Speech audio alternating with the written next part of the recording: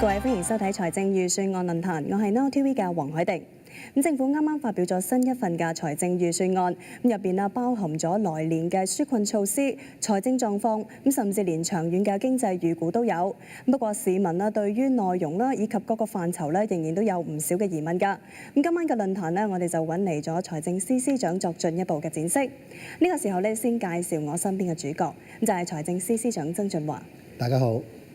跟住再介紹各個電視台嘅代表啦。先介紹坐喺我左手邊嘅有鳳凰衛視嘅陳冠生、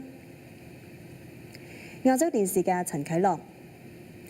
至於坐喺財政司司長右手邊嘅有線電視李艷芬、無線電視吳景俊。另外學者方面我哋揾嚟咗有恒生管理學院商學院院長蘇慧文教授。呢個時候先將時間交俾財政司司長曾俊華同我哋講幾句。唔該。各位香港市民，大家好。